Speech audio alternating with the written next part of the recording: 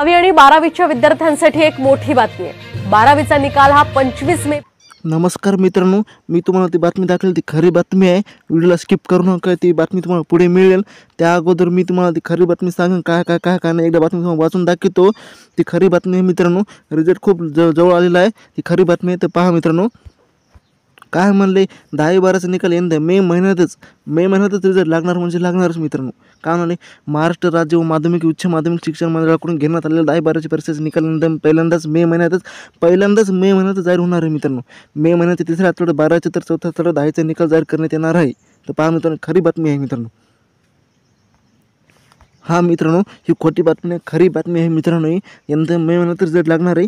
तर मे नेमकं किती तारखेला रिझल्ट लागणार आहे ते आज आपण पाहणार होतो। तर मी ती बातमी तुम्हाला दाखवणार आहे, या बातमी पहा। 10वी आणि 12वीच्या विद्यार्थ्यांसाठी एक मोठी बातमी आहे। 12वीचा निकाल हा 25 मे पर्यंत लागण्याची शक्यता आहे, तर 10वीचा निकाल हा 10 जून पूर्वी लागण्याचा अंदाज आहे। राज्य शिक्षण मंडळाकडून निकाल वेळेत लावण्याचं नियोजन सुरू आहे।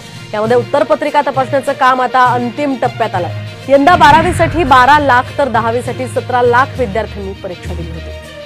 आपण पाहतोय सध्या 10वीच्या आणि 12वीच्या विद्यार्थ्यांच्या निकालासंदर्भातली ही महत्त्वाची अपडेट आहे। तर 25 मे पर्यंत 12वीचा निकाल लागण्याची शक्यता आहे, तर 10वीचा निकाल हा 6 जून पूर्वीच लागण्याचा अंदाज आहे। हे पेपर तपासण्याचं काम आता अंतिम टप्प्यात आलेलं आहे आणि त्याच पार्श्वभूमीवर राज्य शिक्षण मंडळाकडून